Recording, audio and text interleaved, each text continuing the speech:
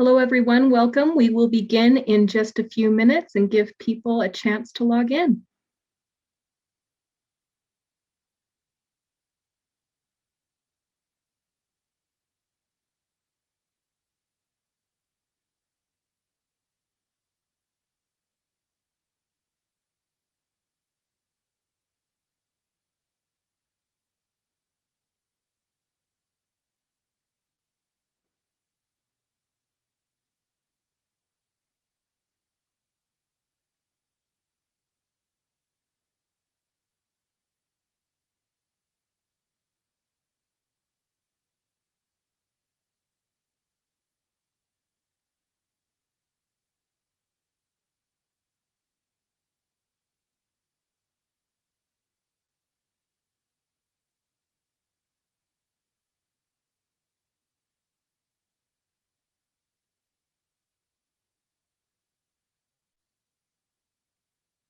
Hello, everyone who has joined. Welcome. We will start in just a minute and give people a chance to log in, but welcome to Reflections on Statehood.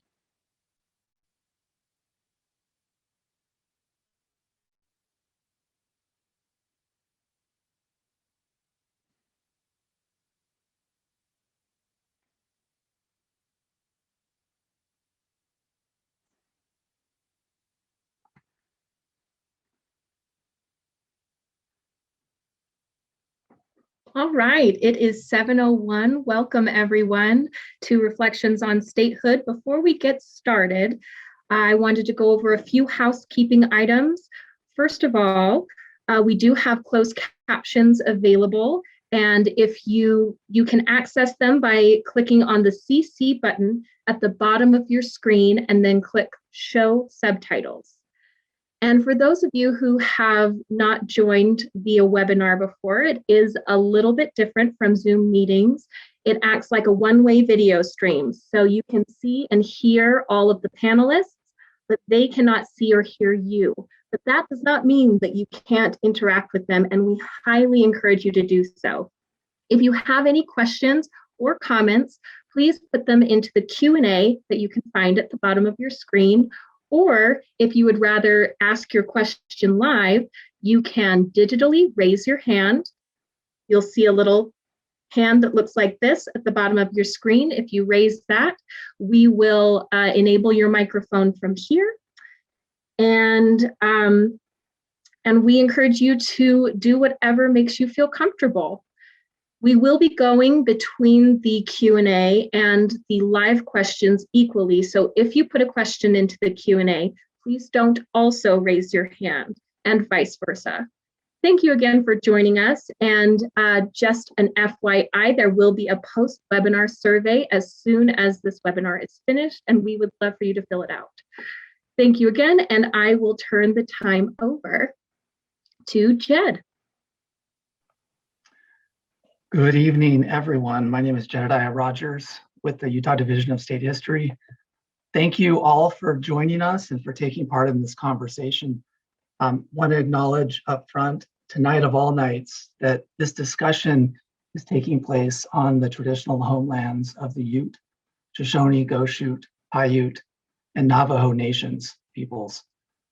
So to acknowledge that the story of statehood unfolded and continues to unfold on Indigenous peoples' homelands. We're meeting tonight to reflect on the anniversary of Utah statehood. If you tuned in to the Thrive 125 television production that broadcast on January 4th, or to subsequent events that have been held, you'll know that they variously celebrated or commemorated aspects of our shared culture and history. Tonight, we take a reflective look at statehood. Since achieving statehood was truly a struggle, it's tempting to cast statehood in simplistic terms as a culminating event, as an unqualified good.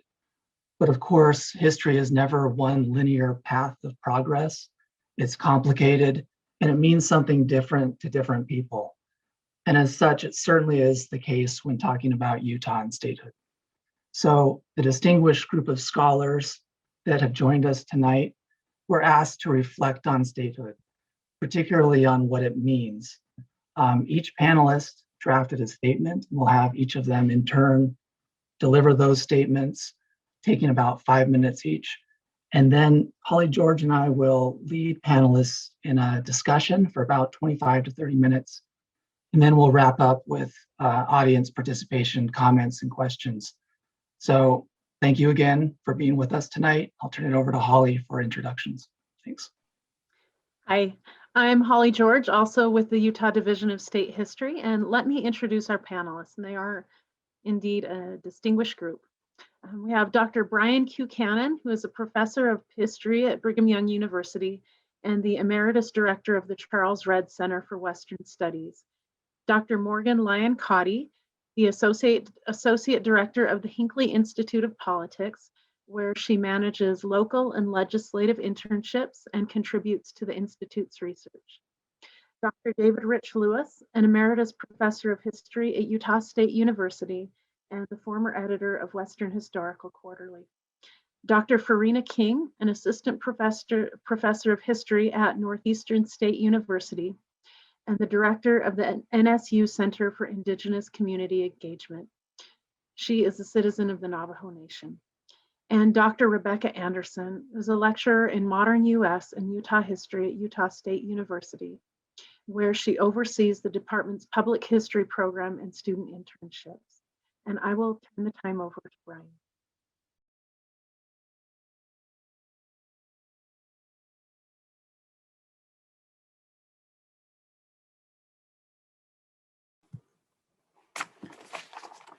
Good evening. Statehood expanded Utah's opportunities for self-government, including the right to elect major officers in the executive branch. Conversely, in the territorial era, major territorial officers were appointed by the president with the consent of the US Senate. Lawmakers had functioned in a popularly elected territorial legislature, but the US Congress possessed absolute veto power over any laws it enacted. By contrast, laws passed by Utah's state legislature were exempt from congressional review and veto. In place of the territorial judicial system, which was staffed by federal appointees, the Utah Constitution established state district courts and a state Supreme Court. Until 1945, the judges in these courts were popularly elected. During the territorial era, Utahns, along with residents of other territories, were barred from voting in presidential elections. Statehood conferred the privilege of voting in those elections, along with representation in the Electoral College. Statehood, with a new state constitution, also restored voting rights to the territory's women, whose electoral rights had been revoked by Congress. When it was admitted to the Union, Utah received title to 3 sections of public land in each township, tracts totaling 7.4 million acres. Originally managed by a state land board, over half of the lands were sold to generate revenue for Utah. The remaining state trust lands continue to generate revenue. Leases and royalties from those lands have provided nearly $2 billion for the state since 1994. Statehood also created new fiscal obligations for the state's residents, including operation of state offices, courts, and institutions such as the prison and a school for the blind. The federal government had formerly partly covered the cost of these institutions. With the ratification of the 16th Amendment in 1913, Utahns also became susceptible to a federal income tax, a tax that was not imposed on territories. The federal government's investment in Utah's economy expanded enormously in the first 50 years after statehood. Federal largesse early in the 20th century included expensive, sophisticated water systems engineered by the Reclamation Service and the Bureau of Reclamation. In the 19-teens, Congress began to heavily subsidize highway construction. The financial benefits of statehood became especially evident during the Great Depression. Territories received little of the federal largesse associated with the New Deal. By contrast, Utah ranked 9th among the states in per capita expenditures by the federal government during the Depression. Then during the Second World War, unprecedented levels of investment created a mammoth steel plant in Utah Valley. a small arms factory that temporarily became Salt Lake County's leading employer, 10 defense installations, and a military hospital. The presence of state senators and representatives in Washington, D.C., serving on powerful committees who advocated for federal investment in the state, continued to benefit Utahns following World War II.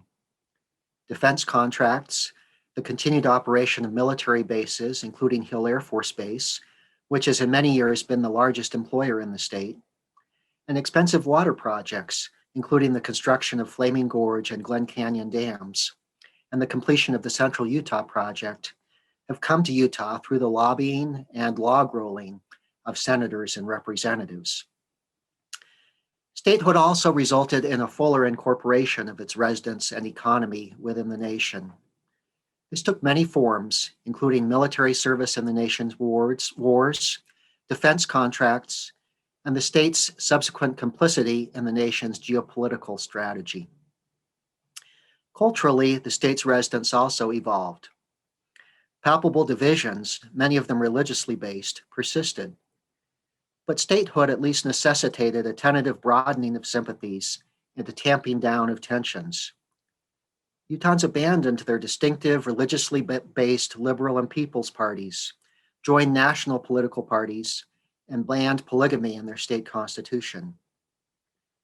Disappointed in their hope to retain by subterfuge plural marriage well into the 20th century, Latter-day Saints bowed to political exigencies in response to embarrassing congressional investigations following Reed Smoot's election, preferring representation on Capitol Hill to the opprobrium of continued defiance of American cultural norms.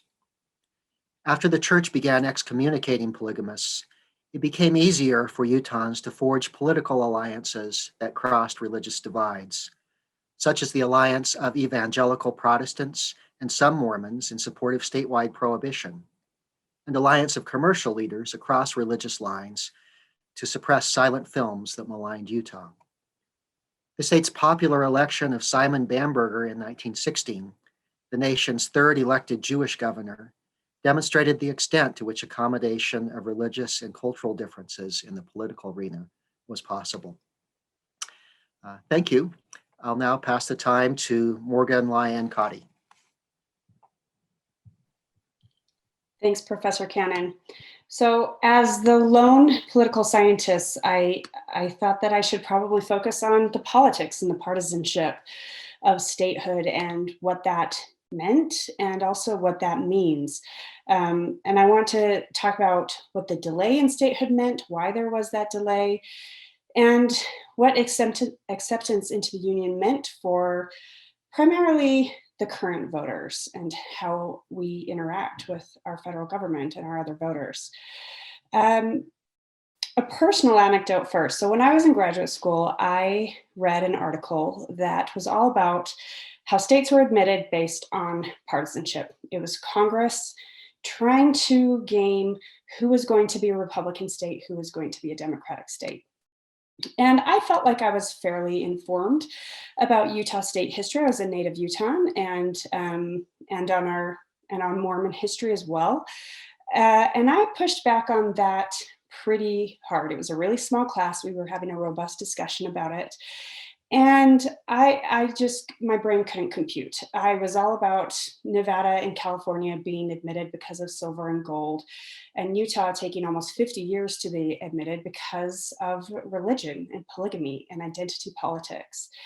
And in that article, I remember it actually referenced the Mormon War, and as the Utahn, I was obligated to provide a very brief and hopefully accurate history of some of those tensions between those early Mormons and pioneers and the state and federal governments that they clashed with.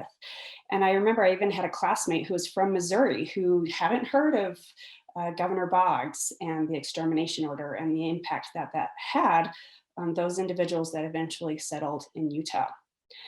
That said, that article stuck, and other articles that focused on that aspect of how states were admitted, that stuck in my brain.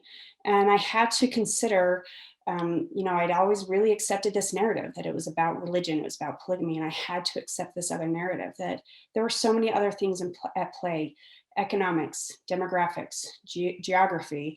And with that, you have to talk about politics and partisanship, because Congress at the end of the day is the one admitting states. And this was a very trying time in our nation's history. Those years before the Civil War, and those very tenuous and stressful years after the Civil War. And so they were trying to figure out who was going to be a Republican state, who was going to be a Democratic state. And there is a lot of evidence that shows that that had a major play in how states were accepted into the Union. And interestingly enough, they thought that Utah would be a Democratic state. And it wasn't just necessarily the politics of the Union and the Civil War. It was also those things that we still talk about. It was the Senate considering tariffs and treaties and Supreme Court justices and other federal court appointments. And every new state, no matter how many people were in that state, got 2 senators and at least 1 member of Congress, or 1 member of the House of Representatives. And that was important. Those small states had an outsized influence on the balance of power in the Senate, as they still do. And we have seen this a lot in the last presidential elections. In 2016, when many Utah Republicans were really turned off by the candidacy of former President Trump, we saw Mike Pence come to Utah right before the election and say, "Come home, Republicans. We need to support the ticket. This is so important. We need those federal court appointments." And of course, crucially, the Senate had not considered Merrick Garland's appointment to fill Antonin Scalia's seat. And the power of small states really does remain outsized. Wyoming, with its population of just under 600,000, has 2 senators, the same that California has with almost 40 million people. And we also see this debate when we talk about the admittance of the District of Columbia or Puerto Rico as states. It would be assumed that those would be 2 solid Democratic senators. And then also with the identity politics, that these would be 2 minority majority states. And of course, it's also important with the Electoral College, which also gives greater power to some of these smaller states through those 2, of course, those Senate seats. And we saw this in 2016 when the Electoral College failed. And in 2020, though Republicans lost the Electoral College, there's a lot of analysis that shows that they way overperformed their popular vote and how it should have performed with the Electoral College.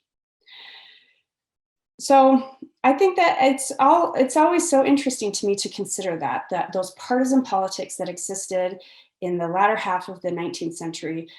And we see so many echoes of that, especially when we're talking about the Electoral College and the US Senate. We see those not even echoes, we see those actual discussions happening right now. The other dynamic I want to discuss is what this meant to the voters, the citizens, the residents of our state. So I'm not an expert on those early politics, those early years, but I do have more expertise on the last 50 or 60 years of Utah's political history. I do think it's interesting that after all the worry that Utah would be a Democratic seat, our state, that our first 2 senators were Republicans, and our first member of Congress was an independent. And I've also always found it fascinating that Utah began the process to become a state in 1848, just 1 year after they settled in the Salt Lake Valley, just 1 year after they'd left the state, or after they'd left the Union and been in many ways driven from the Union.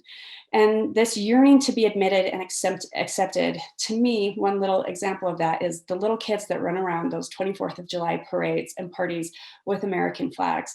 It's this holiday that we celebrate leaving the United States, coming to Utah, and we're still waving those American flags. But it really shows what they were wanting. They were wanting back in, they were wanting that acceptance. And we've seen through the last decade in politics that maybe that was happening.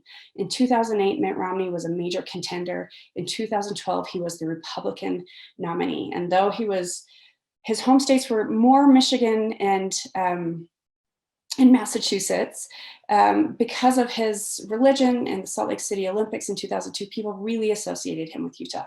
There was a Broadway play about the Book of Mormon. People were talking about how this was the Mormon moment.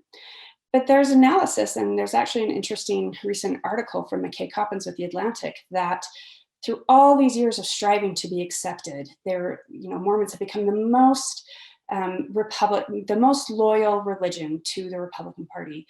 That ideal, that sort of leave it to beaver traditional ideals seemed out of touch. It seemed antiquated. And in 2016, the attention again returned to Utah when those Utah Republicans just weren't jumping on board with Donald Trump. And it's really interesting because you still see the tension between Utah Republicans and Republicans out of the state. And in 2018 and 2020, the attention that was given to Mormon or Utah voters, it was on the Democrats that were swinging. And we saw that in 2018 with our 4th congressional district, and we saw it in 2020 as people were focusing on suburban voters in Utah, but really in Arizona. So as we recognize the 125 years since Utah gained statehood, it's those two themes that really remain true to me, that the small Republican states still has so much influence and still cares so deeply about especially those Supreme Court appointments. And that though the Mormon pioneers were fleeing the United States, they still spent nearly half a century trying to gain acceptance back into it. And we still see that striving for acceptance today in how we vote and how we work to gain recognition from our fellow citizens. Thank you, and I'm now going to pass it off to Professor David Rich Lewis. Thanks, Morgan. Hi, everybody. So I got to begin by admitting that I'm not a real fan of historical anniversaries. At least I don't spend much time thinking about the past in that context. Anniversaries they tend to mark momentous moments as a culminating experience. And rather than as a continuation of events. So, and like all historic events and history itself, anniversaries are celebrated in service to the needs of the present. So that said, anniversaries do serve a purpose. Such celebrations are aspirational by nature, and we need them. They help us think about how far we've come and who we want to be, as well as they help us think about or how they help us forget about where we've been and where we are right now. This idea of about remembering and seeking, but also forgetting and ignoring. So when I started thinking about this question about the meaning of the significance of statehood in terms of remembering and forgetting, it also led me to think about the meanings of statehood for whom. So first, consider the axiom that the creation of one state is almost always the dissolution of another. We tend to forget or just ignore that people here before Mormon settlers were forcibly dispossessed of their homelands in order to create the territory that gets named after them. Utahs, a Spanish term for Utes, who called themselves Nuchu, as well as Goshutes, Paiutes, Shoshones, and Navajos. That removal and that erasure by violence, by treaty, by disease, by population collapse, subsistence collapse, creates the public and private lands that Utah settlers reshape as their own. Indians retain limited reservations, which were treated as inconvenient islands that would eventually be broken up, allotted, and absorbed, that those original Utahns and their places would disappear into the new state. With the end of federal treaty making, with the allotment of reservations, with territorial dispossession of Utah's native peoples, all of that complete right at the moment of their population nadir and right at the dawn of Utah statehood. They enter Utah at about the bottom that they could be. Utah's native peoples don't disappear, though. The interests of the new state, though, do very little to help. Excluded from citizenship until the 1920s, denied federal self-determination until the 30s, facing state-endorsed termination in the 1950s, Utah's Indians were prohibited by this state from voting as citizens from voting into the 1950s, and thereafter subjected to persistent voter suppression. The landmark 2018 Human Rights Commission voting rights settlement between San Juan County and the Navajo Nation is only the most recent example of an ongoing series. The state has contested Native sovereignty, resource decisions in an almost unbroken series of lawsuits since the 1960s, even up to its disputation of Bears Ears National Monument and the idea of tribal co-management with the public land agencies. Again, echoing that forgetfulness on the part of many in the state that this was and is Native land before it was appropriated by the federal government and then coveted by the state itself. So from the perspective of Utah's Native peoples, the meaning of statehood is really complicated. It complicates an already fraught relationship between tribes and the federal government, with a state layer of government always looking to assert its own authority. Thinking more broadly then, one might extend this perspective on Utah's natives to other Utah racial, ethnic groups, religious and identity groups who have all struggled to find a place in Utah under state law, both in the past and in the present.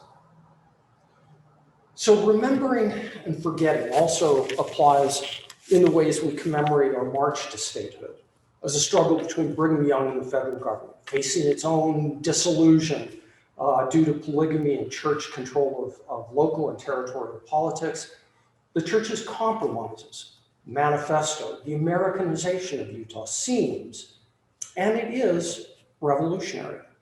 It's a moment worth lamenting for some and celebrating for others. But we forget in that narrative, in that kind of story, that statehood came and neither polygamy nor church hegemony actually ended. The truly revolutionary moment, and I think both Morgan and Brian have referred to this already, the truly revolutionary moment takes for Utah and the LDS Church takes place a decade later, when the eyes of the nation once again focuses on Utah, on Mormon control of politics, on continuation of polygamy, focusing on it in the guise of Senator and LDS Apostle Reed Smoot. Congress, particularly the Senate, threatens the church with disestablishment and Utah with a return to the territorial kids' table. It's in the wake of that you see the real revolution. LDS President Joseph F. Smith leads the church and in effect leads the entire state into a major political, economic, and theological transformation in order to hold on to statehood, in order to hold on to a Republican Mormon Senate, because partisan politics is part of this decision, this attack on Reed Smoot as well. Here's where we move from Mormon Democrat to Utah Republican, from agrarian communalism and separatism to corporate capitalism and nationalism, theologically from polygamy to eternal marriage, from deification to perfection, to vengeance to reconciliation, gathering to international growth. As historian Kathleen Flake and geographer Ethan Jorgensen point out, this second moment of statehood is really the commemorative watershed, where church authority in daily life fades, even as church leaders find new ways to exercise new sources of power to maintain religious group identity, where Mormons and non-Mormons rebalance the political power. It's not just Mormon versus non-Mormon, it's not even Democrat versus Republican.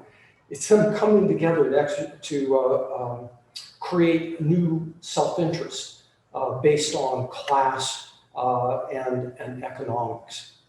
And it's where Utah as a state, Mormonism as a religion, take on its hyper-patriotic, conservative manner to appear just like the rest of the nation, to reassure the rest of the nation that it belonged, that it really was a state. So those are two different ways of thinking about the meanings of statehood that reach far beyond that political moment of 18 96 itself.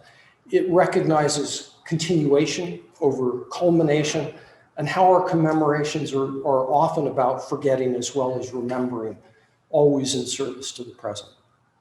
So thank you, and I will turn the time over to my colleague, Farina King. Thank you. Yad Farina King Yenishia Bilagana Nishle Dokia Ani Bashishchin Bilagana Dashache Dosinijani Dashanale Akot Egotsa Nishle. So I didn't ask Holly or Jed to introduce me in Navajo, but that's how we traditionally introduce ourselves, by our clans, and recognize our kin, our elders, our ancestors. And behind me is Sebi Ndisgai, Monument Valley, and a place where my parents live right now. And I have lots of family in Utah, and that's a key part of influencing my contribution to the conversation today. And I'll be showing some images that are not necessarily in a precise order, but I was inspired to show some images that I'll share my screen with you. So bear with me as I get this set up for you so you can see. And with these images, the first one that you'll see, to me, it embodies the different themes I'm going to emphasize in my thoughts. This is home, Utah, this place.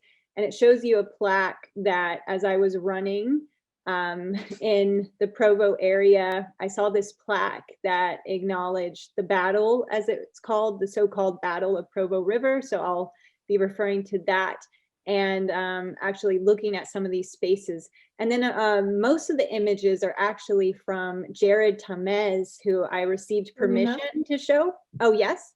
If you could click present, we will be able to. Oh, well, I'm not showing it yet because it will go automatically. Maybe I'll. Oh, gotcha. That's why, but thanks for letting me know. But most of the images will, once I get it going, I'll just have it circulate the images as I'm talking so that I can focus on what I'm saying. And you can have these images that I think evoke a lot of these ideas of home. And seeing my friend, also a historian, Jared Tamez, who was a co-editor of anthology Just South of Zion, The Mormons in Mexico and Its Borderlands, with Jason Dormady. I was looking at his images, which I'll show you in a second here. And it really, to me, was a strong lens of what I'm talking about. So I will get that going. Thanks. Okay. And I actually include some water sounds at the beginning part here, because it's just reminding me of, even though there's a lot of visuals, the sound of water is important too.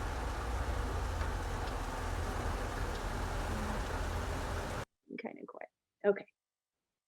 Before there was ever Utah as we know it, there have been the peoples and ancestors of Utes, Goshutes, Shoshones, Paiutes, and Dene, and the places and homelands that have made them who they are. While the birth of an American state spurs celebrations and commemorations, to some it symbolizes embodied loss, even on a subconscious or silenced level. The history of the United States is inseparable from the histories of Native American and Indigenous peoples. Many peoples from diverse backgrounds, stories, and experiences have shaped what has become Utah and the United States at large.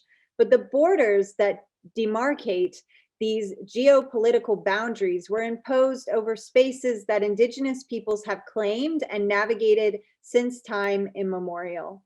To them, these spaces are their homelands, and they are integral to their identities. Micah Daniels, a Dene scholar and educator from Montezuma Creek in the Navajo Nation, shared this message during a 2017 panel about Bears Ears. This is our homeland. We are not tourists here. She described how many Americans still view land as separate from their own identities, which allows them the moral consciousness to use and exploit it. However, she and her ancestors see their land as home, not as wilderness to be developed.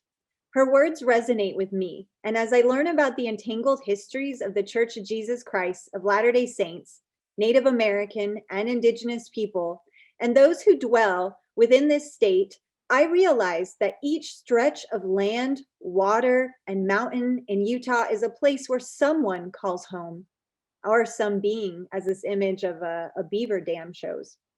As we reflect on the 125th anniversary of Utah statehood, let's take this moment to commit to fully understanding the historical developments, diverse perspectives, lived experiences, and ramifications of statehood, especially on the First Nations that lived with the land and truly saw this place as home, sacred, and precious, and who still remain to remind all of us what it means to honor and respect all life and the land and waters that sustain us. Let's also listen to the histories that have persevered marginalization and suppression, because their understanding leads us on a path towards healing and reconciliation. I have a couple examples that I want to introduce to express these points. First, we need to acknowledge conquest and colonization in our histories.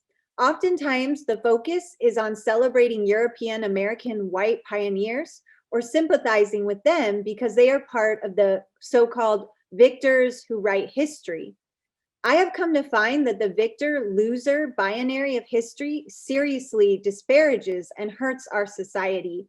Whenever there are histories of violence and injustice, all are losers. As we recognize our common humanity, rather than focusing on our differences, it will become obvious that the victor-loser binaries distort our understanding of the past by overgeneralizing its intricacies and complications. American ideals of equality, freedom, and justice have not always been upheld for all who have resided within its boundaries, including what became the state of Utah. Many Mormon white settlers challenged Native Americans, like most white European American colonizer settlers, throughout the growing empire of the United States. They staked claims on Native American spaces, often without the consent of indigenous peoples who had developed deeply infused relationships with their homelands, and they bombarded them with strategies to eradicate indigenous identity and ancestral ways, especially in terms of spirituality and epistemology. Numerous scholars and public intellectuals have illuminated these histories that have not been sufficiently addressed in general education and vernacular. It is ironic that the state of Utah was named after the peoples that were the most devastated by the conquest of Mormons and their leader, Brigham Young, and other settlers. These newcomers eventually aligned with other white settlers as they demanded the United States to acknowledge and validate their claims over the land, while they sought to extinguish Native American rights or titles to the land. And they demanded and instigated the removal of indigenous peoples who they saw as pests or problems. When a Timpanogos man, Old Bishop, was murdered and his body was mutilated, this was a travesty against humanity. But most Utahns do not learn this history or the ties of this inhumanity to the Mormon offensive attack on the Timpanogos, known as the so-called Battle of Provo River. Historian Ned Blackhawk in Violence Over the Land argues that Indian wars in Utah and the Great Basin, such as Blackhawk's War, are only called as such to mask the unwarranted conquest of Native Americans. They serve to justify and excuse the seizure of lands, the taking of Indian lives, and extermination. In his recent publication, The Whites Want Everything, Will Bagley acknowledges such misnomers, including the Walker War. In early Mormon sources, the authors of documents that historians have used separated indigenous peoples into binaries of good or bad Indians, or hostile or friendly, which draws upon the same point that if Indians do not fit within the confines of what white European Americans expected of them, they were justified in their suppression or even their extermination. Within all this, we also need to be mindful of the binaries that persist in literature of Mormons and Indians, specifically of Utahns. Some Native Americans converted and joined the Church of Jesus Christ of Latter-day Saints. And through time, some Native Americans have been identifying themselves as Utahns since statehood. Intimacies, friendships, and bonds have formed through these convergences of people, even through violence, rupture, and forms of enslavement and internment, primarily against Indigenous peoples. In all this, new peoples have been born and changed through these dynamics, which includes Native American Latter-day Saints and Utahns, such that Mormon or Utahan no longer refers only to white settlers, but have become more complicated terms with these different peoples and generations. Black liberation and Indigenous sovereignty are interconnected. In social media, people such as a public intellectual, Cynthia Connell, who identifies with Black, Indigenous, and people of color in Utah, are stressing how Indigenous land and lives were taken and how Blacks were taken from their lands. An exhibit, Indivisible African Native American Lives in the Americas, claims Native people and communities with African American ancestry feel equally powerful emotion and spiritual connections to the land. Like all Native peoples, they have seen their land rights threatened and usurped throughout history. So let me pause this and go back. And I'll stop sharing. So I want to conclude with this part. To heal and reconcile, we must seek to understand history and what has shaped the spaces that we navigate, dwell in, and occupy. Institutions and communities in Utah need to acknowledge that they occupy Native American land. Noche, the people, and excuse me for any mispronunciation, but that is a term we need to learn as Utes call themselves, or as Dene we call ourselves. And Indigenous peoples, these Indigenous peoples have stewarded the land where many in the populous Utah County and other parts of the state have stood throughout generations. Indigenous peoples of 8 diverse tribal nations have continued to live in what is now Utah since time immemorial, including Utes, Shoshones, Goshutes, Paiutes, and Navajos, as the other panelists have also acknowledged and recognized, including at the beginning of this meeting. And these peoples, along with diverse peoples who have carried their indigeneity, as Kanaka Maoli Utahn scholar Hokulani Aikau has articulated it, and their Indigenous identities to Utah in more recent generations, despite relentless efforts to terminate, annihilate, and control them. The Intermountain Indian Boarding School, one of the largest federal Indian boarding schools, opened in Brigham City, Utah in 1950 as part of the waves of termination that targeted Native American peoples and identities. It is past time to respect and recognize Indigenous peoples and their ancestors who have been framed as homeless and foreigners in their own homelands. Acknowledgement is only a preliminary step. Including Native American representatives and voices in major decision-making entities that are supported by their respective communities is another step toward rectifying what Native Americans and Indigenous peoples have experienced as their lands were violently taken. It is a step toward recognizing Indigenous lives that have been violently erased and ignored. In higher education, recent election polls and in other reports, Native Americans are almost completely excluded from almost all data. Notes Brigham Young University Native American alumna Lata Satake, a friend of mine, in a recent petition calling for Brigham Young University to include a Native American representative on their Race, Equity, and Belonging Committee, when in 2020, a Native American was initially not invited to serve on the committee. That was quickly changed, I do recognize. These are only a few cases, and I hope that we can continue learning and taking action moving forward together, because there's so much that we can do to finally heal. Historically, Native Americans and Indians have been identified as the so-called problem that needs some kind of solution. when the real problem is all of us when we stand by and do not recognize how history includes losses and gains for all of us in different ways. Although it is wonderful and meaningful to focus on gains, we cannot forget the losses and wounds that linger and call for attention, care, and healing, especially considering, this time of the pandemic. In all of this, we, Native American and Indigenous peoples, still exist. As Dene, I am a living testament that we are still here. We have been left out as the COVID-19 pandemic has exposed this reality even more, with the highest rates of death and effects by the virus among Native American and Black, Indigenous, people of color populations. But we are resilient, with some of the most effective vaccination campaigns in the world being among Native Americans, such as the Navajo Nation. And we want our seat back at the table where we belong. This is not just the place, this is our place, this is home. Ahehe, thank you for listening, and I'm going to pass the baton to Rebecca.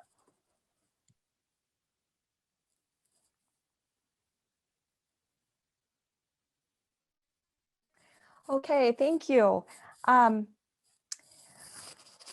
a public historian, I'm interested not only in what happened in the past, but about how the public remembers and crafts the past to fit the needs of a particular present or moment in time.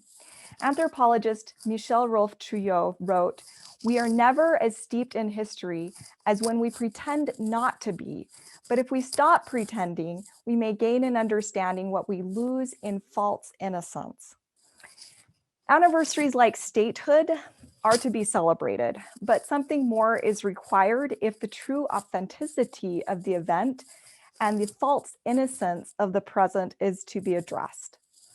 In this sense, authentic commemoration expresses a relationship between what we know about the past and our duties to our present moment. Utah's bid for statehood coincided with US efforts, as we've already heard, at nation-state building during the second half of the 19th century, the aftermath of the Civil War, and the decimation and removal of Native American tribes across the West. In this context, Latter-day Saint church leaders sought statehood as a path to political and social independence. Free of obnoxious federal appointees, they could bring about the kingdom of God on the earth, a presumably benevolent theocracy very much at odds with the day's liberal Republican values.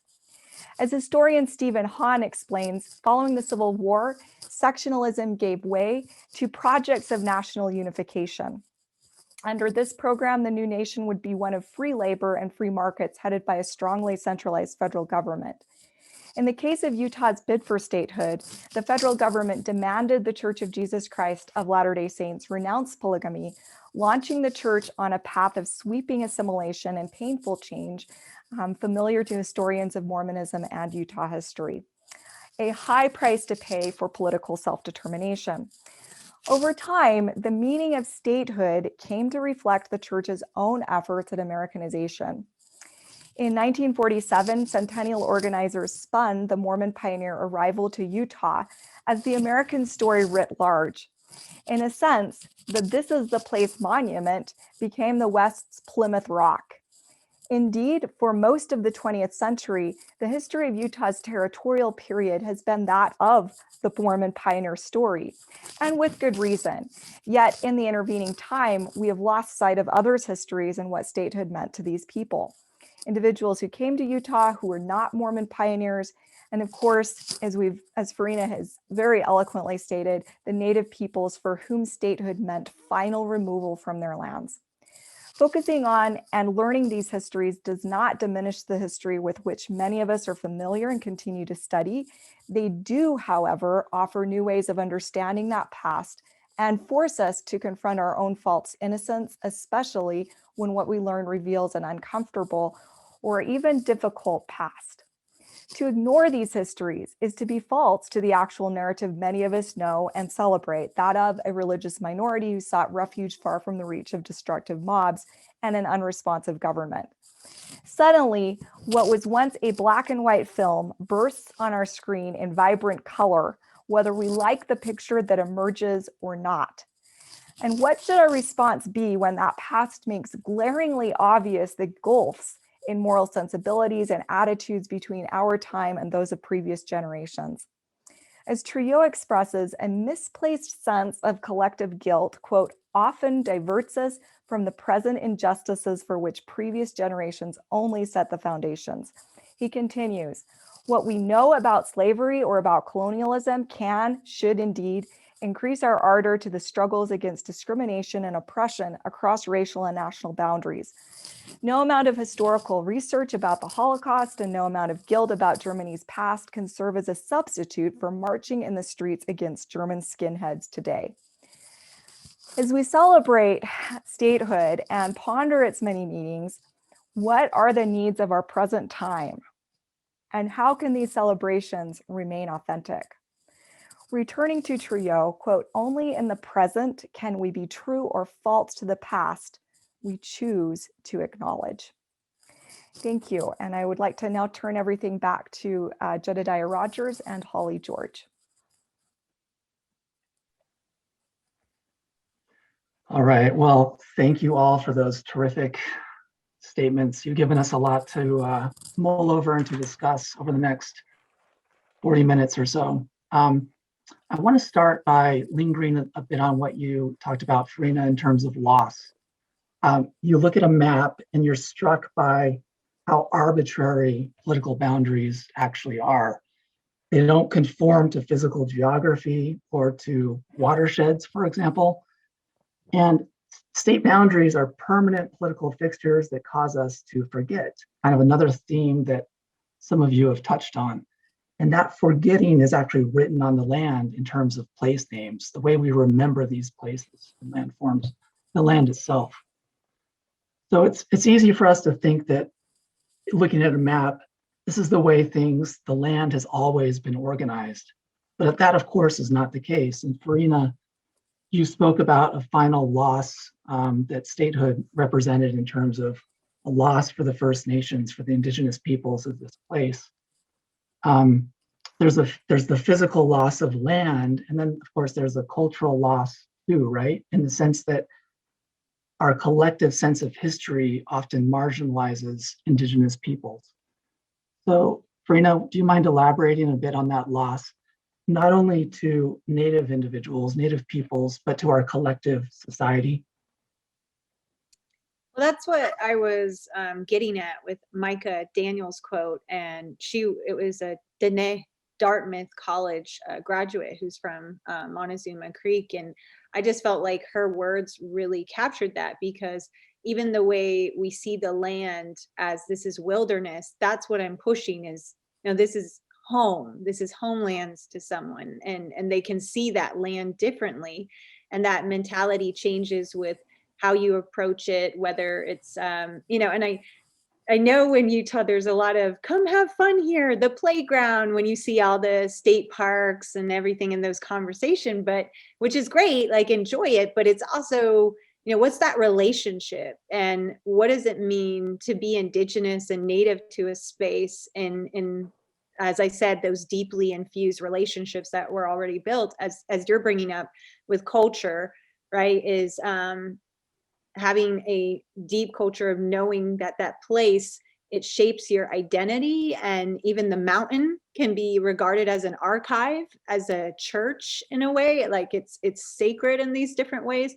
And so yes, there absolutely is the struggle over culture and different meanings, and that's what even in my research on Indian boarding schools, including the Intermountain Indian School that I brought up, come in, because that was, again, it's not just this happened in the 1800s, we're past that, right? But in the 20th century and even today, what are children learning in school? What kind of lessons do they have?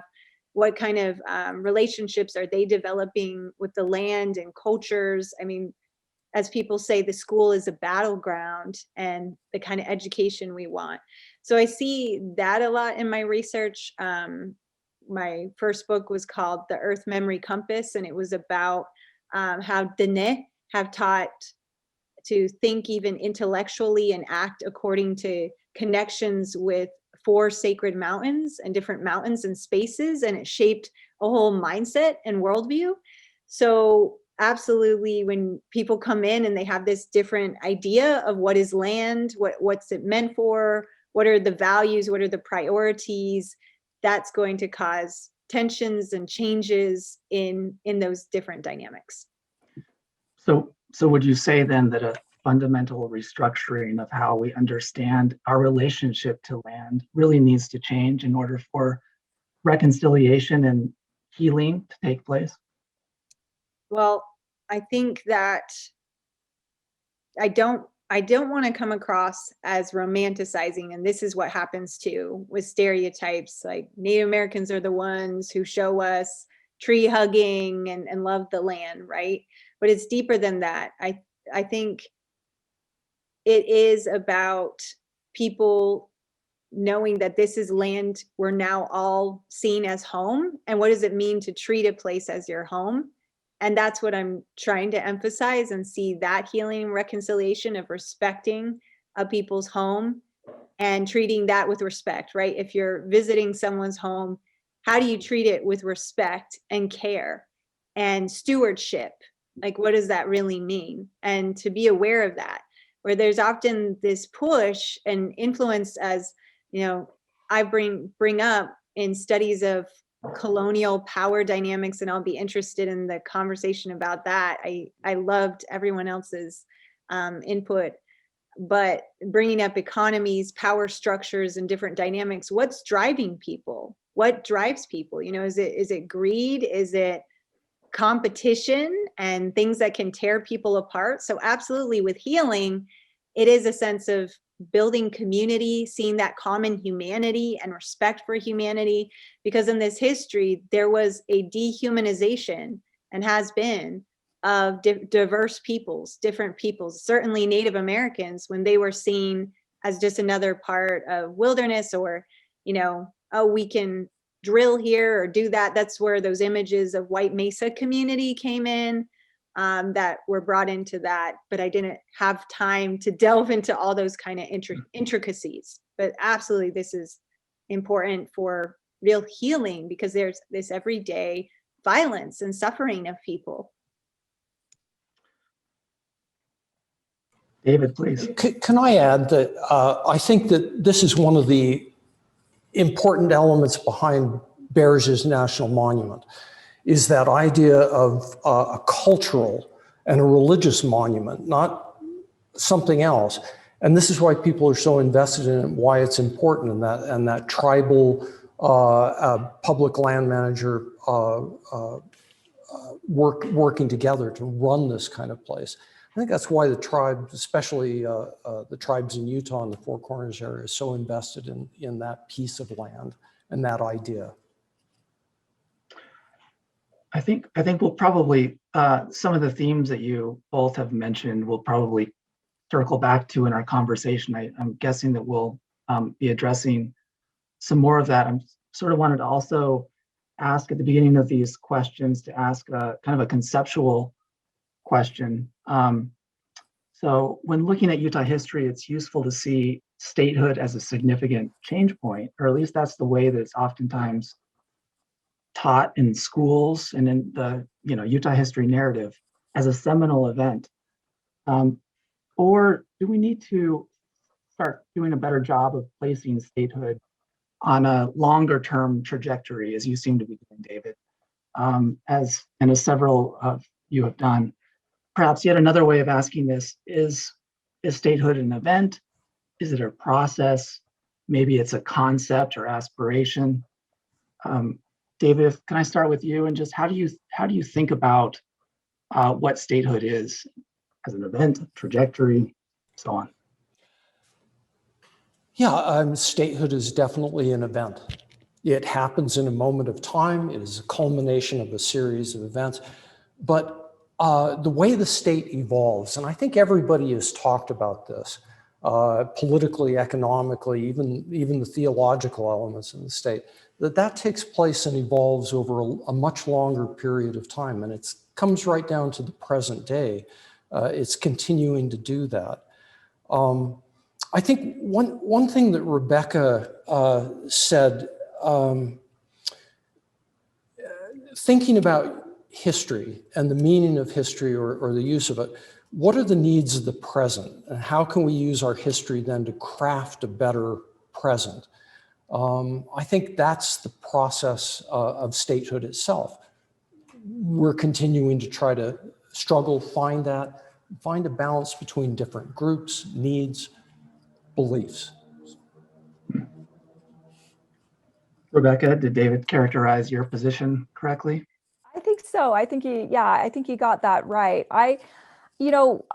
Something that I was really interested in when I was reading the Trio piece is this need to think about an authentic commemoration, and I was struck by the relationship that he builds in that book, Silencing the Past, with trying to really find like that authenticity, and it's not like people dressing up in a period dress or doing a reenactment or something like that, but it's really about finding those present needs and who what do we need to do to address things right now, and what does the history mean for addressing the present needs. So yeah, I think David kind of pretty much summed up. Well, speaking of present needs, Brian, your piece outlined a lot of the elements that statehood conferred, right? So the kind of the benefits that accrued to people in the state in terms of financial, economic, political benefits. But also you talked about some of the evolution of those benefits and those responsibilities over the 20th century, 21st centuries. So I'm wondering how you think about, I want to ask you a question about the state constitution. I'm wondering how you think about whether the state constitution has sufficiently addressed the needs of Utahns over the last 125 years. Rebecca, I think you kind of mentioned this too, in the sense that, our values today reflected, they're not the same as perhaps the values in 1896. So I'm wondering whether the Constitution itself has been flexible enough to accommodate changing needs and values. And what do we do about that? How do we make sure that we have a system in place that reflects the needs of the present? Yeah, that's a really good question. The Constitution's been amended over 150 times in the last 125 years. And so there is a fairly feasible system in place for amending the Constitution, and it's a flexible document in that respect. I think there are some other things that have weathered pretty well. The Constitution sets up a system of free public education, and notwithstanding the difficulties that Utah continues to experience with financing public education, we have a relatively high percentage of our young people who attend public schools compared to many states. And so I think that's a legacy, that's a tradition that was established in the state constitution that has endured and weathered fairly well. Another provision in the state constitution provides for economy and government, that the legislature is not to spend more money than they anticipate they can take in taxes. And Utah has maintained fiscal solvency that and is in a much better place financially in terms of state government than many states because of that. So I think there are some positive things. There are one of the provisions of the Constitution that's attracted consternation in some quarters is the fact that in gaining admission to the Union, Utahns disclaimed their right to the public domain. And Jed, you know about this more than I do, having done research on the Sagebrush Rebellion and assertions on the part of some in the state that the state has control over the public domain. But that's an element that has endured also, and I think has a lot of relevance for public land issues today. You know, with the federal government as the caretaker of the nation's, of the states, many of the state's public lands. I mean, it's interesting to see things that places where the Constitution has failed to protect individuals. I mean, it provides for the rights of every citizen to vote. And as has been mentioned, Utah's legislature deprived American Indians living on reservations of the right to vote for several decades in the 20th century. The Constitution didn't prevent the legislature from doing that, didn't prevent the state Supreme Court from upholding that denial of the right to vote. The Constitution guarantees equal civil, political, and religious rights and privileges to all Utahns, regardless of sex, male and female.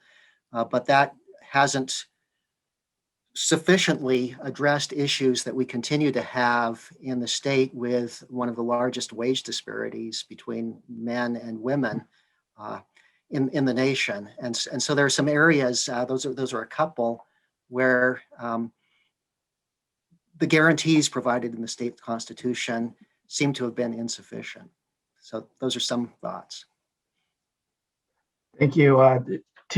Just a follow up, yeah, I think you're right. One legacy of statehood absolutely is the whole question of public lands, and the fight over federal control over Mormon marriage practices is just sort of turned into, in the 20th century and 21st centuries, fight over federal control over our public lands. And David, you've added another element there of state jurisdiction. And in addition to that, increasingly, and this is super important, Indigenous claims and voices hopefully are being heard for their jurisdiction and management, potentially, certainly sovereignty over these lands. So anyway, thank you for those comments. Could I add something about your question about the Constitution, actually, and the change of values that you were mentioning? It reminded me of when I heard Sandra Hollins, who was a Democratic representative, and her push in 2019 to change the Constitution, because even though it was written, decades after abolition and emancipation and abolition of slavery, there still was in the Utah Constitution a allowance, if you will, permitting slavery or indentured servitude as a punishment for crime. And she was pushing to change that, in the 21st century. And I remember hearing that and just being blown away about, wow, that's in the Constitution still, so that's something that your question reminded me about, and the efforts to change that. As Brian said, there have been efforts to change and changes made over time. And Farina, it's good to know that did pass last year, though it received the lowest amount of support of the other amendments, which I thought was really interesting. And I talked to because the Republican Party was really pushing this, and they actually went door to door with some of their other campaigns. But they said what they were hearing was really that criminal justice element, which I thought was really interesting. All right. I have another question for Brian. And it's because this is one of my favorite subjects in Western history. What does it matter that the state and its people were more incorporated into the federal system? What difference does that make? Well, I think it's made a huge difference in terms of the amount of federal government aid that's flowed toward Utah, and also in terms of the ease with which Utahns have engaged in commerce and trade with other parts of the nation and with the world. It's, I think, no accident that shortly after statehood, Utah's copper industry really took off and it was facilitated by external investment capital and importation of technology from outside the state and expertise from outside the state. It's not to say that type of economic development could not have occurred in a territorial system, but statehood placed Utah on the same footing as other states economically. I think you really see in the 1930s and 1940s Utah's a process that had been going on for a long time, but there were attempts on the part of leaders of the Church of Jesus Christ of Latter-day Saints through their welfare program and so forth to turn the clock back and focus more upon local economic self-sufficiency. And you see in the 30s, Utahns' decisive rejection of that and their embrace of economic dependency on the federal government, their embrace of federal largesse, their embrace of centralized federal authority. Those changes have been huge, extremely consequential for Utah's economic development. Thank you. Thank you. I've got a housekeeping thing. We're scheduled till 8:15, but anyone mind if we go a little over? Cool. Thanks. So question for Morgan. So you brought up the point of statehood for DC and Puerto Rico, which is exceedingly current. There was a law, or rather the Democratic lawmakers yesterday tried to create the foundation for Puerto Rican statehood. There's a good podcast from WAMU on DC statehood that I've listened to some. So could you expand on the comparison or the contrast of those current statehood efforts and Utah statehood? Yeah, it's such a good question. And I was actually thinking about that with that first question about whether this was an event, statehood is an event or an inevitability or a trajectory. And of course, we've been a state for 125 years, as we were talking about tonight, and it seems like it was inevitable. It seems like it was this trajectory. It probably doesn't feel that way for Puerto Rico and for the District of Columbia and for the other territories. And DC is an interesting case because they do have their own electoral college votes. And I believe that was in the 1960s when they were granted that. So they sort of have this elevated status. And it's a very different conversation because, during up until really Arizona and New Mexico, and then we had Alaska and Hawaii after World War II, it was just sort of like ticking through the different states. And it was a conversation. It wasn't necessarily if, but when for these different territories, how the territories would look, or how the boundaries would look, what the political makeup would be. It's a little bit different now, I think, because these have been, for DC, it's been a capital. It was never really meant to be such a big population center.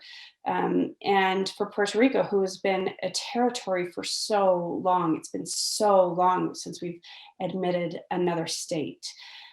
So I think that that's a big element that's different. But I think you have to recognize that though territories may receive their own benefits, they don't have that event that David was talking about, that event where you get more power, or as Brian was saying, you get more economic resources. And that power is, those official seats in Congress, those official seats in the Senate, those official electoral college votes. And I found it so fascinating during the Senate trial that we had Stacey Plaskett from the U.S. Virgin Islands. She's a delegate. She's not even a full, quote unquote, a full member of Congress. So that's sort of where I see the differences, that it doesn't seem like an inevitability. There is this fight, but the similarities is that it still is a very partisan thing. We're hearing those same arguments about how this would change the partisan makeup of both houses of Congress. I really appreciate that. One last question for Rebecca, and then we will go to audience questions. You made this observation that what should our response be when the past makes glaringly obvious the gulfs in moral sensibilities and attitudes between our time and those of previous generations? And this is a struggle for anyone who's taught American history. Questions from the students, they're going to bring this up. And it's obviously a very, very contentious part of our public life today. News almost every day on it. So what is your take on helping students and others reconcile just a very messy past with our current sensibilities, or our desire to forget the messy past? Yeah, sure. It's something that I've been thinking about a lot because of some different situations that have happened in my own teaching with students and that. And something that I've been really thinking about and doing a lot more reading is just how to do like really solid primary source education and teaching in a classroom, and really teaching students how to go back to source material and think critically about sources, and how the questions that we ask, the sources, and try and build in like really solid historical literacy skills in the classroom. Because I don't know, and that a lot of people really understand what history is, or at least the process by which historians go through to like write something about the past. I think there's a lot of kind of maybe misconceptions about that, or that I think using our classroom time to really look at multiple sources, multiple perspectives, and teach students how to adopt those different perspectives and understanding the past. And then you can take, and at least how I think about it, then you can kind of take students to the next level, and that is, okay, what does this mean in our world today? Which is kind of that part in my statement where a trio says, what are we going to do about it now? Rebecca, thank you.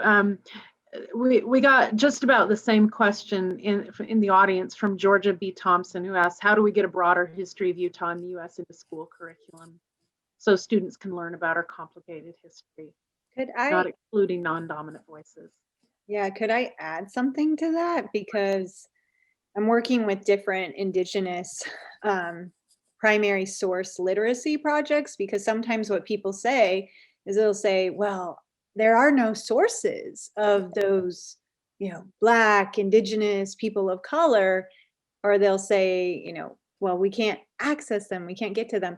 And I think a key part of this is learning how to listen and adhere to different cultures and peoples, and really understanding them, because there's no way, there's already been a history of exploitation of Indigenous and diverse people's knowledges, and even destruction of those, quite literally, in the state of Utah. And that comes up in some of these different discussions. So there's a sensitivity around that of, how can we teach people to listen? And in this conversation, that's really come to mind to me of, there's a lot of power dynamic. Like I said, it's like an underlying competition of accumulation, and yes, it's growth, but growth for whom? And again, that goes at that, the binaries that happen of loss and winners, but they're entangled. They're very entangled. And I think often what happens when I'm tracing these different histories is I see imposition and forced push of conformity of, different peoples. When they converge, there's a force saying, you have to learn this, you have to adapt to this, and not reciprocity and relationship building and listening and respecting. When you come into someone's home, I think that's what I'm getting at.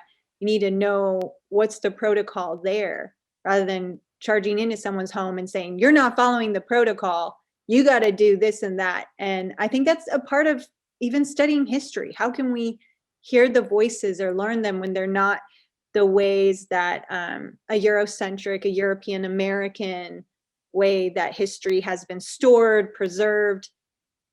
Many cultures and peoples, we all have history. I actually cringe when I hear prehistory, because there's always been history of peoples. They have their stories, they have their ways of telling it, but just because it wasn't written down, and sanctioned in different ways doesn't mean it doesn't exist. And it's learning those methodologies that I think that's important. We do bring in as well the different approaches, because even a concrete example, I'm working with some historians and we're looking at primary sources and they're learning the critical analysis approach.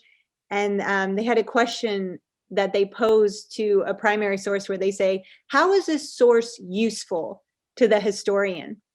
And that again made me hesitate, because again, in different cultures, it's like you don't ask, I'm only going to look at something if it's useful to me. Even that idea of the questions we ask, how is this useful? The language and the terms we're using, they can really, it changes, and there's different epistemologies and ways of learning. And that's a part of learning how to listen, learning these different languages and protocols and such. I really like that. Farina, there was an audience question that you wanted to answer. I'll read it. Did anyone do research on any good or bad that came from the period when Native American young people stayed with families during the school year and went to school? Some stayed during the school year and came back for other years or went to Brigham City for education. Yeah, I noticed that because there have been several scholars. Now, there's different programs as well, right? I don't know if if that individual is referring to the Indian Student Placement Program that the Church of Jesus Christ of Latter-day Saints facilitated and ran for decades. And that's where, students would be placed specifically with Latter-day Saint families and homes, or what time period. Some did go and stay with families when they went to boarding schools, but a lot of students actually stayed in the dormitories. And I mean, there's different studies about placement, like Matthew Garrett's Making Lamanites, different articles, Elise Boxer's work, various projects. Brigham City's Intermountain Indian School, I'm working on a co-authored book with BYU professors, Drs. Mike Taylor and James Swenson, that hopefully will come out this fall. And there's a lot of exciting movements where that's looking at creative works of students. So we don't really look at we look at the complexities of it, because some students, they are nostalgic, they are so proud of it. And that's what I was trying to get at with my conversation too, is how do we unpack these binaries, even those moralizing terms, good and bad.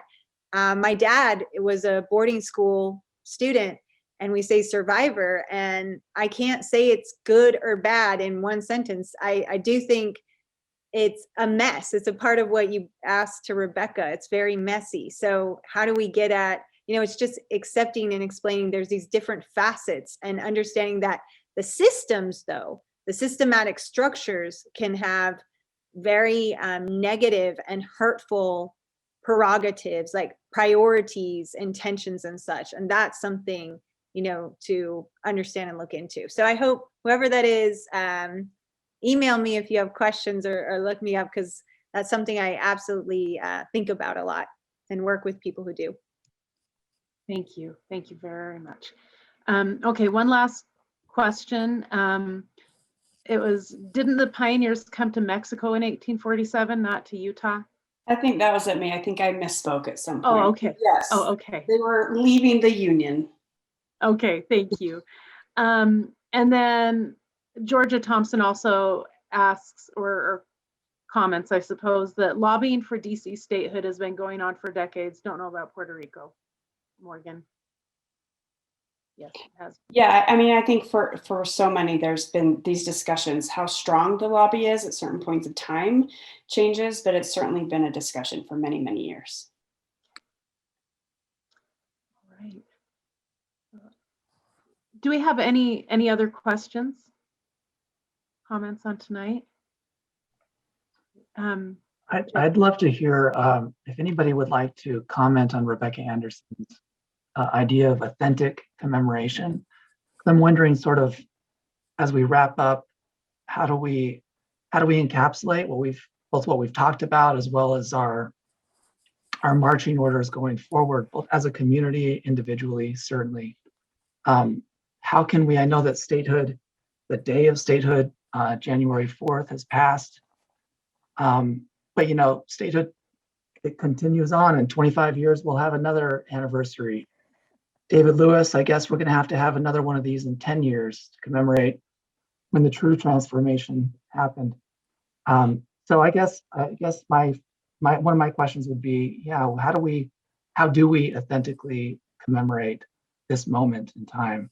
I think that we've had some really good ideas, but if there's anything else that you'd like to throw out there. You know, Jed, I've been thinking about that all night, but in a figurative way. That, you know, the classic Instagram picture that's so beautiful, and then things are crazy around it, which is actually my house right now. We've got this square that's normal and clean, and then like laundry and kids everywhere. and that's there's this messiness to history that we've been talking about tonight that a statue or a party doesn't get. It doesn't get at. And so it's frozen as the false innocence, like my clean background. It's false innocence. And that's something I agree. I want us to think about. I love what Farina just said when she was talking about, you know, father's experience. It's not good, it's not bad, it's a mess. And I think recognizing those good and bad things can really inform how, you know, how we look at things. I think we often like to focus on the heroic or dramatic victories of our past, and we have to recognize those hard things and discuss them and learn from them. And you know, we talk constantly about how much we hate partisanship and polarization, and it's interesting to me that that was such a part of our founding. And I hope when we think about the power, when we're thinking about either admitting other states or voting rights or those other things, that we're thinking beyond those partisan mindsets and what's best for, you know, our communities, our state, and our country.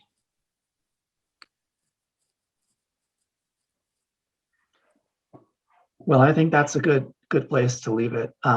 Thank you, Morgan. Thank you all for your comments, participation. I think we're going to have your statements up on the Thrive 125 website, if I'm not mistaken, because I think that they're important for folks to read and do on. And so thank you again. Thank you to all the participants for your questions, for your attention. Thank you too to sponsors. And I'm going to pull up a list of the sponsors here, slide. So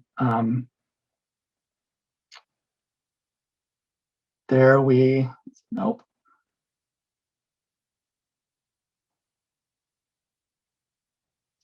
There it is.